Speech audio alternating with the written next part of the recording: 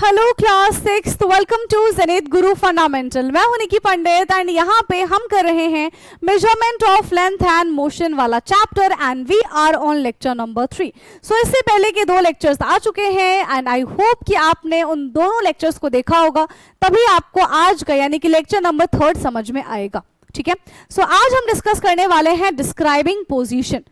ठीक है, तो हम यहाँ पे पोजीशन डिस्क्राइब करेंगे, देखेंगे कि भाई एक ऑब्जेक्ट यहाँ पे है, उसको दूसरी जगह पे जाना है तो कितना उसने डिस्टेंस कवर किया, कौन सी चीज पास है, कौन सी चीज दूर है ना। और कभी कभी क्या होता है कि जब हम ट्रैवल कर रहे होते हैं तो वहां पे एक छोटा सा क्या होता है कि आपने ये लिखा होता है ना बोर्ड पे कि इतने किलोमीटर दूर है, इतने किलोमीटर दूर है, तो रेफरेंस पॉइंट क्या होता है, ये सारी चीजें हम आज की क्लास में सीखने वाले हैं। Okay, so describing position. One day the teacher informed her student that she has planned an educational visit to a nearby garden। ठीक है, एक दिन की बात है, टीचर जो है अपने स्टूडेंट को क्या बताती है कि उन्होंने क्या किया, एक एजुकेशनल ट्रिप प्लान किया है जो कि स्कूल के नियर बाय ग्राउंड में है, गार्डन में है। She asked the student to reach there directly in the morning। ठीक है, तो जो भी जहां पे भी गार्डन है, ठीक है, तो टीचर ने क्या कहा कि भाई एक काम करते हैं, सब अपने अपने घर से सीधा सीधा गार्डन में आ जाएंगे। ठीक है, वहीं पे फिर आके मिलते हैं अपना। ठीक, so Deepa and her friend start discussing whether the garden would be closer to their school or further. अब वो डिस्कस करने लग गए कि ये जो गार्डन है ये हमारे स्कूल से दूर है या फिर हमारे स्कूल से पास है। ठीक है, सो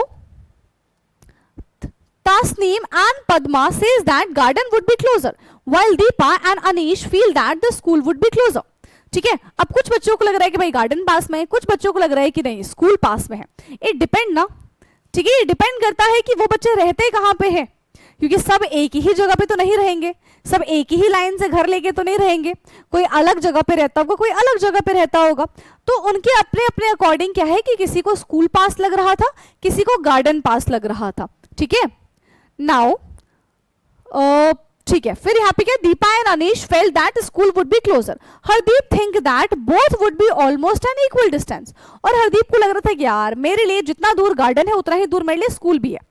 ठीक है, मान लो कि अगर हरदीप का घर इधर है तो इधर इस पॉइंट पे स्कूल हो जाएगा और इधर इस पॉइंट पे गार्डन है, तो वो इधर खड़ा है, तो उसके लिए दोनों डिस्टेंस जो है वो बराबर है। ठीक है, बाकी बच्चों के लिए किसी के लिए स्कूल पास पड़ रहा है तो किसी के लिए गार्डन पास पड़ रहा है। ठीक, तो अब देखो यहाँ पे क्या है, ये है स्कूल। ठीक है, ये है स्कूल, ये दीपा है, ये अनीश है, ये हरदीप है, ये तासनीम है, ये पद्मा है और ये गार्डन है भाई। ठीक है, ये गार्डन है। अब देखो हम हरदीप के बारे में बात करते हैं तो हरदीप का देखो जितना दूर गार्डन है उतना ही दूर यहाँ पे स्कूल भी है, लेकिन दीपा और अनीश के लिए तो भाई स्कूल पास पड़ रहा है ना, इनके लिए स्कूल पास पड़ रहा है, गार्डन दूर पड़ रहा है। और यहाँ पे तासनीम और पद्मा के लिए गार्डन पास पड़ रहा है बट स्कूल दूर पड़ रहा है। तो ये डिपेंड कर रहा है कि किसका किस जगह पे घर है। ठीक है, किसका किस जगह पे घर है।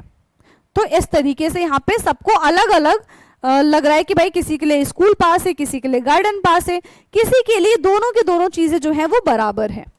Now what do you think is correct. तो भाई सारे के सारे ही करेक्ट है यहाँ पे, तो है ना, ऐसा हम नहीं बोल सकते कि एक करेक्ट है यहाँ पे एक इनकरेक्ट है, नहीं, सारे के सारे ही यहाँ पे कैसे हो जाएंगे बेटा, सारे के सारे ही यहाँ पे करेक्ट होंगे। क्यों? क्योंकि सबका अलग अलग डिस्टेंस पे घर है। ठीक है, सो व्हेन द डिस्टेंस हाँ, so if instead each of them had thought of the distance from the, नहीं रुको रुको रुको, ये क्या हो गया है।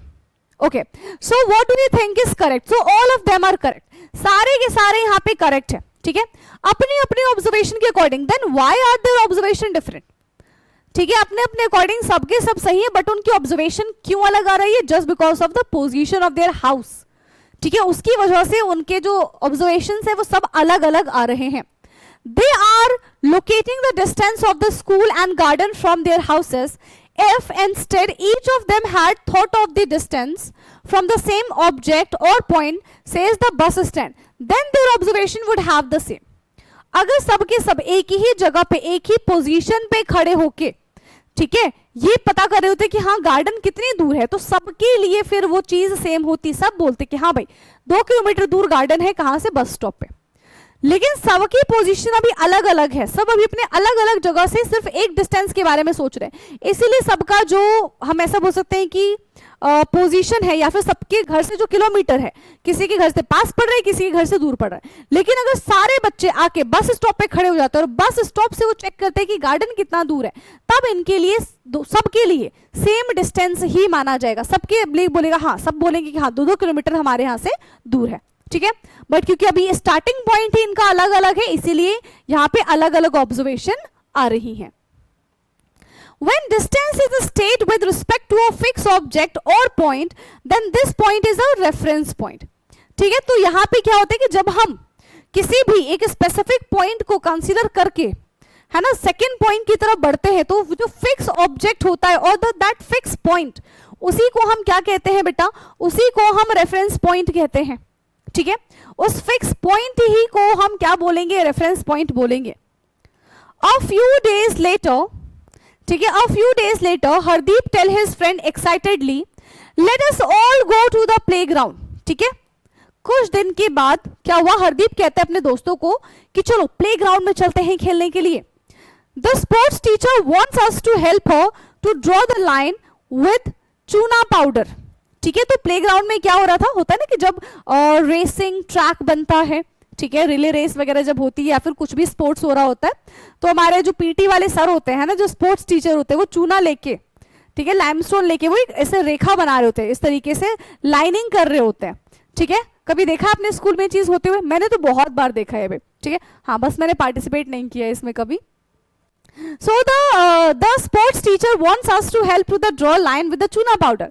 तो यहाँ पे क्या है कि टीचर जो है वो बच्चों से चाह रहे हैं कि भाई बच्चे भी चूना पाउडर लेके ये लाइन ड्रॉ कर दे, ठीक है, for making the kabaddi court for the sports day, ठीक है। तो इनके स्कूल में भी भाई तब स्पोर्ट्स डे था और वो किसके लिए चूना पाउडर से लाइन बना रहे थे, कबड्डी कोर्ट के लिए वो चूना पाउडर से लाइन बना रहे थे, ठीक है। Padma, we will need a longer measuring tape, let us take it from a sports room, ठीक है। तो यहाँ पे क्या कहती है भाई कि we will need a longer measuring tape, हमें लाइन को मेजर करने के लिए कि भाई दोनों डिस्टेंस बराबर होनी चाहिए ना अगर टीम खेल रही है तो, ठीक है। तो यहाँ पे एक मेजरिंग टेप की जरूरत है क्योंकि हमको लेंथ भी मेजर करना पड़ेगा। तो कहाँ पे मिलेगा भाई मेजरिंग टेप? हाँ, उनको स्पोर्ट्स रूम में मेजरिंग टेप मिल जाएगा। सो Deepa, let us first decide the point on the ground from which we will measure the distance to start drawing the line. सबसे पहले हमें एक रेफरेंस पॉइंट बनाना पड़ेगा ना कि कहां से हमें लाइन ड्रॉ करना शुरू करना है। ऐसे थोड़ी ना ऐसे फेंक देंगे हम चूना पाउडर के, लो भाई बन गई हमारा कोट, नहीं, हमें एक रेफरेंस पॉइंट चूज करना पड़ेगा। यहां से शुरू करते हैं और फिर यहीं पर आके एंड कर देंगे, फिर जहां पे भी एंड करना है, बट एक स्टार्टिंग पॉइंट जो है वो फिक्स कर देंगे हम, ठीक है। और that starting point is called reference point. उसी स्टार्टिंग पॉइंट को बेटा हम क्या कहते हैं? उसी स्टार्टिंग पॉइंट को हम रेफरेंस पॉइंट कहते हैं, ठीक। So Deepa, let us first decide the point on which, ठीक है। तो दीपा ने ये बोल दिया भाई कि स्टार्टिंग पॉइंट ढूंढ लो and let us call his let us call this our reference point, है ना। और वो जहां से वो स्टार्ट कर रहे हैं उसको उन्होंने क्या कंसिडर कर लिया? उसको उन्होंने रेफरेंस पॉइंट कंसिडर कर लिया। जैसे कि ये देखो, इस तरीके से कबड्डी का कोर्ट बनाया जा रहा है, ठीक है, इस तरीके से कबड्डी का कोर्ट बनाया जा रहा है। और अब यहाँ पे क्या है, यहां से बनाना शुरू किया गया। तो कुछ लोग यहां से ऐसे बना रहे और कुछ लोग यहां से ऐसे बना रहे, लेकिन स्टार्ट कहां से किया? इस जगह से स्टार्ट किया है। So this is the reference point, ठीक है। जिस जगह से स्टार्ट करेंगे उसको हम क्या बोलते हैं? उसको हम रेफरेंस पॉइंट बोल देंगे, ठीक है।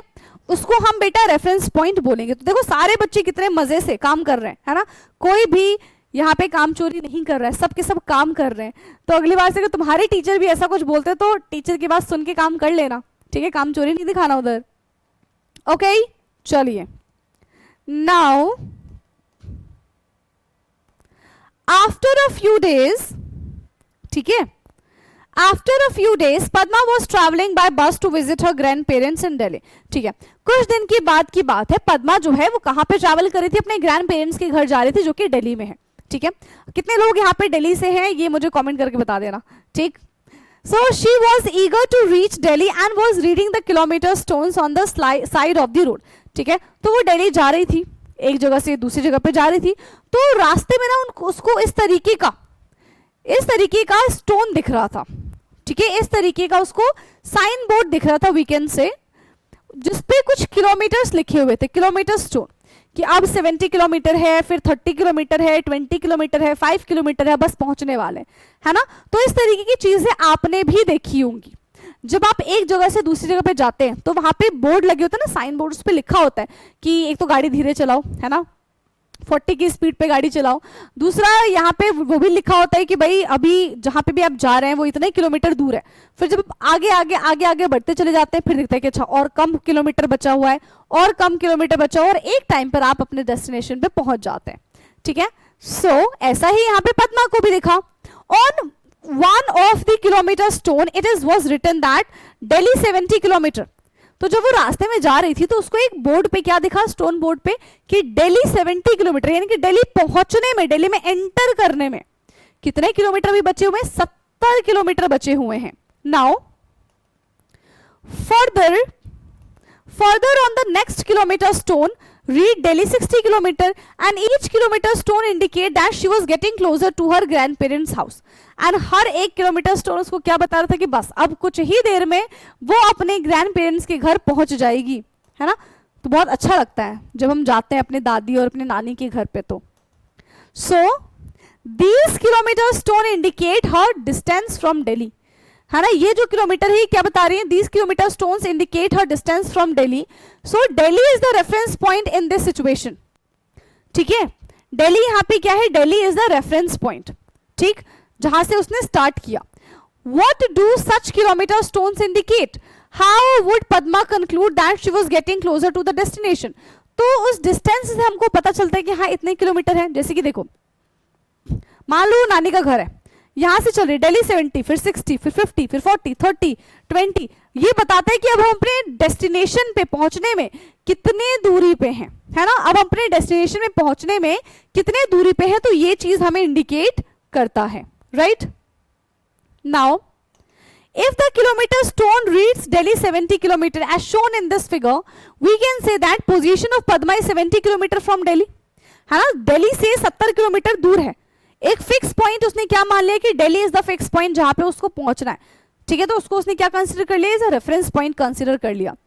When the kilometre stones read 60 kilometre, the position of Padma is 60 kilometre from Delhi, ठीक है। दिल्ली से उसकी पोजीशन कितनी दूरी पे है, 60 किलोमीटर की दूरी पे है। अगर वो 50 पे आ जाती है, अगर जो स्टोन है वो 50 दिखाता है, तो दिल्ली से उसकी दूरी कितनी है, 50 किलोमीटर की है, ठीक। तो वो जो स्टोन है वो हमको क्या बता रहा है कि बस अब अपनी मंजिल तक हम पहुंचने में कितने दूर पे हैं, ठीक है। Does this mean that position of Padma with respect to the reference point is changing with time? Yes. तो reference point is a fix, ठीक है, but distance जो है वो कम होता जा रहा है। Does the position of an object change with respect to the reference point? Does it change when an object is moving? तो देखो reference point is fix, हाँ, पर जो ऑब्जेक्ट है उसकी पोजीशन तो चेंज हो रही है ना। पहले रेफरेंस पॉइंट से उसकी पोजीशन 50 किलोमीटर थी, फिर कुछ टाइम के बाद 10 किलोमीटर हो जाएगा, फिर 5 किलोमीटर, 1 किलोमीटर, इस तरीके से, ठीक है। नाउ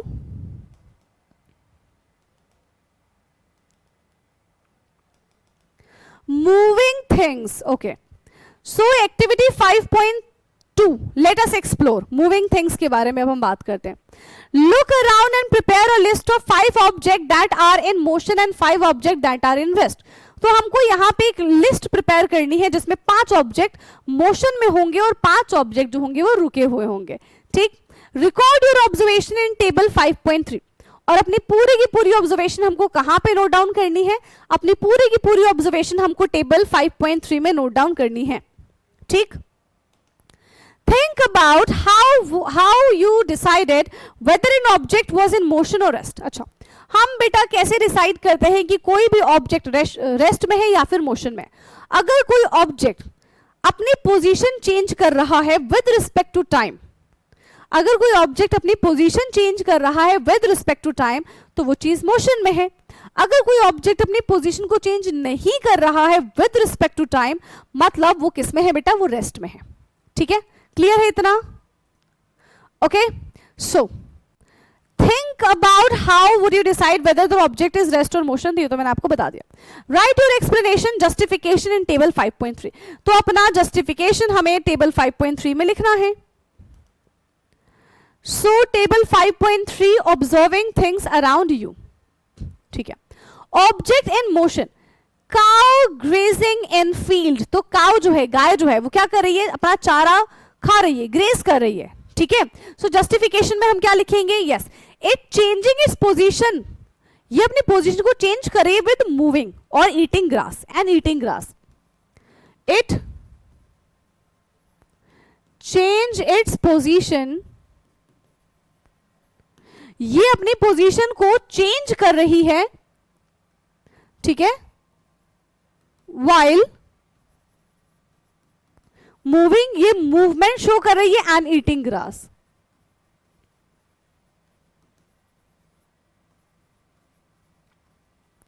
तो ये तो मोशन में है। अगर ऑब्जेक्ट इन रेस्ट, तो ट्री के बारे में बात करें तो ट्री क्या है, its position does not change with respect to the ground, its position does not change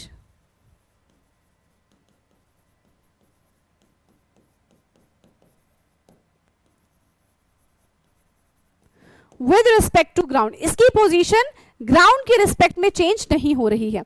और मूविंग कार के बारे में बात करते हैं, ठीक है। नेक्स्ट एग्जांपल क्या हो जाएगा, moving car. So it's change its position with time, ये टाइम के साथ अपनी पोजीशन को चेंज कर रहा है। सो इट्स चेंज और इट चेंज इट्स पोजीशन, ठीक है। इट चेंज इट्स पोजीशन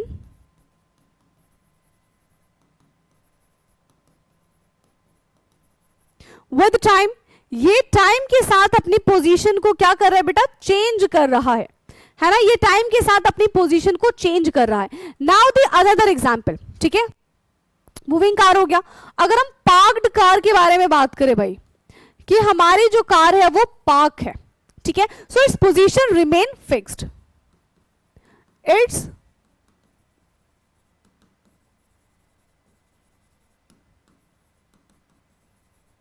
इसकी जो पोजीशन है वो क्या हो गई, फिक्स हो गई। फिर हम बात करते हैं फ्लाइंग बर्ड्स के बारे में, ठीक है। हम किसके बारे में बात करें, फ्लाइंग बर्ड्स के बारे में बात करें। So it move from one place to another, है ना, ये क्या कर रही है, एक जगह से दूसरी जगह पे मूवमेंट शो कर रही है। It moves from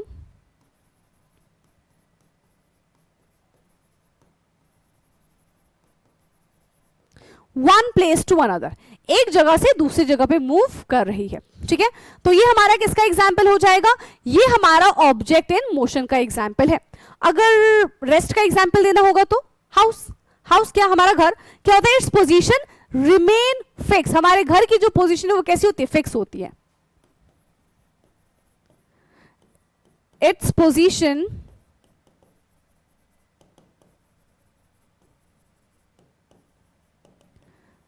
remain fix, ठीक है। इसकी जो पोजीशन है वो कैसी है, एकदम फिक्स है, इसकी पोजीशन में हमको ऐसा कोई चेंजेस नजर नहीं आ रहे हैं।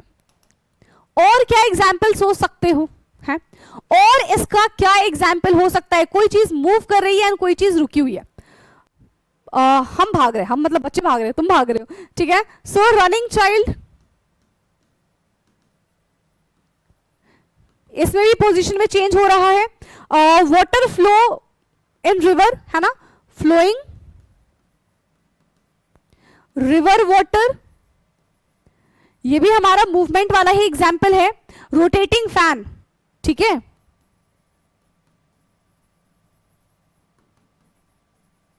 इन सब में हमको क्या दिख रहा है कि भाई मूवमेंट हो रहा है। अगर हम रनिंग चाइल्ड के बारे में बात करें तो इट्स चेंज पोजीशन कंटिन्यूअसली, है ना, इट चेंज पोजीशन। अगर हम फ्लोइंग रिवर के बारे में बात करें तो water particles are continuously moving,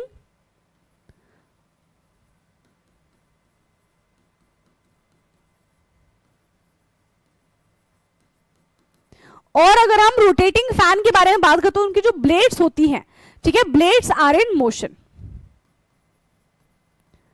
the fan blades are in motion. तो ये इसका एग्जाम्पल हो गया। ना अगर रेस्ट के बारे में बात करें तो इलेक्ट्रिक पोल रुकी हुई होती है अपनी ही जगह पे। बेंच है ना, हमारे क्लासरूम में जो बेंच होती है जब तक हम उसको मूव ना कराए वो मूव नहीं करती है, ठीक है। बुक केप्ट ऑन टेबल, अगर टेबल पे बुक रखी हुई है तो वो एज इट इज ही पड़ी रहेगी, वो अपनी पोजीशन को चेंज नहीं करेगी, ठीक है। तो यहां पे क्या हो जाएगा, सारी की सारी सेम चीजें, ठीक है, सारी की सारी सेम चीजें। तो यहां पे हमने ये एग्जाम्पल देखा है, okay. Now compare and analyse your justification. How can one decide if an object is in motion और रेस्ट। तो कैसे बताएंगे उसकी position with respect to time change हो रही है कि नहीं हो रही। अगर चेंज हो रही है तो मतलब वो चीज मोशन में है, अगर चेंज नहीं हो रही that means that thing is in rest. वो चीज किस में है बेटा, रेस्ट में है, okay. An object is said to be in motion, कब बोलेंगे, if its position change with respect to the reference point with the time. If an object is not changing its position with respect to the reference point with time, तो हम बोलेंगे भाई वो rest पे है। कैसे है वो, रेस्ट पे है, ठीक। नाउ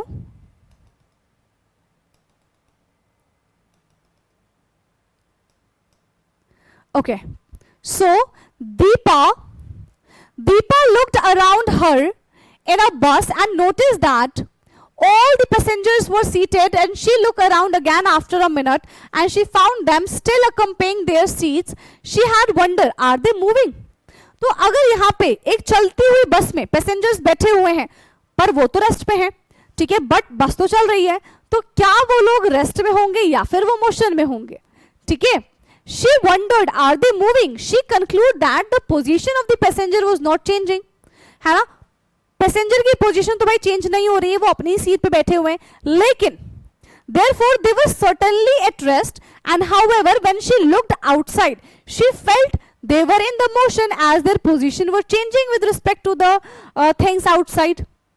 ऐसा होता है ना कि जब आप बस में बैठे हुए हो, यू आर सिटिंग, ठीक है, आप नहीं चल रहे, बस चल रही है, तो बस के अकॉर्डिंग अगर देखो, अगर बस में आप बैठे हुए हो, मैं देख रही हूँ अपने को पैसेंजर को, तो मेरे अकॉर्डिंग मेरे सामने वाला जो को पैसेंजर है वो तो रेस्ट पे है, लेकिन अगर मैं बाहर हूं और फिर मैं एक बस जाते हुए देख रही हूँ तो मेरे अकॉर्डिंग तो मूव कर रहे हैं। तो ये रेफरेंस पॉइंट पे डिपेंड करता है कि कौन सी चीज मोशन में है, कौन सी चीज रेस्ट में है, ठीक है।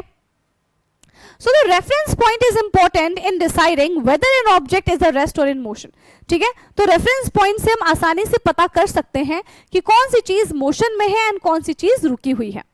If Deepa considered herself as the reference point, then the passenger were at rest, ठीक है। अगर मेरे सामने कोई पैसेंजर बैठा हुआ है और मैंने अपने आप को एज अ रेफरेंस पॉइंट माना, ठीक है, तो उसकी और मेरी डिस्टेंस जो है वो तो सेम ही रहेगी हर बार, तो मतलब ऑब्जेक्ट जो है वो सामने वाला जो इंसान है वो रेस्ट पे है, ठीक है। If she considered any object outside the बस, तो वो तो ऑब्जेक्ट पीछे रह गया, हम आगे निकल गए, तो मतलब ऑब्जेक्ट मोशन में है, ठीक है। तो इसके लिए बेटा reference point is very very very important, ठीक है, रेफरेंस पॉइंट यहाँ पे बहुत ज्यादा जरूरी होता है। However she considered any object outside the bus as the reference point, then the passenger were in the motion, ठीक। नाउ थिंक इट ओवर, चलो इसको भी पढ़ लेते हैं हम, थिंक इट ओवर, इसके बाद हम नेक्स्ट क्लास में करेंगे, ठीक है, टाइप ऑफ मोशन से। So suppose you are travelling on a ship which is moving at a constant speed, ठीक है, आप शिप से ट्रैवल कर रहे हैं एंड शिप जो है वो कांस्टेंट स्पीड से चले जा रही है along a straight line on a calm sea. Suppose there is no window on a ship, is there any way that you can determine whether the ship is moving or stationary. क्या आप बता पाओगे? देखो ship के अंदर रहकर ये determine कर पाना कि हम मोशन में हैं, ये पॉसिबल नहीं है। अगर कोई शिप के बाहर है तब वो आपकी शिप को देख रहा है, वो आपको देख पा रहा है, तो वो आइडेंटिफाई आराम से कर लेगा कि यस ये चीज जो है वो मोशन में है। तो इसके लिए हमें रेफरेंस पॉइंट पता होना चाहिए, reference point is very important, ठीक है। सो रेफरेंस पॉइंट के अकॉर्डिंग कोई चीज मूव भी कर सकती है और कोई चीज रुकी हुई भी हो सकती है, जबकि दोनों को अगर हम देखें तो दोनों सेम ही चीज है, बट हमको अलग अलग आंसर मिल सकता है just because of that reference point. Okay, so I hope कि जितना अभी तक हमने आज की क्लास में किया आपको समझ में आया होगा। एक क्लास इसकी बेटा और लगेगी जिसमें हम टाइप ऑफ मोशन को डिस्कस करके चैप्टर को खत्म कर देंगे। ठीक है, बढ़िया है। चलो, तो अब हमारी मुलाकात होगी अपने नेक्स्ट लेक्चर में जिसमें हम 5.7 से स्टार्ट करेंगे और चैप्टर को खत्म करेंगे। आज की क्लास में जितना पढ़ाया है, अगर कुछ भी डाउट होता है तो कमेंट करके पूछ लीजिएगा, बाकी अब तो नेक्स्ट क्लास में हम बात करेंगे ही। ठीक है, so thank you so much and good night everyone, bye bye, take care.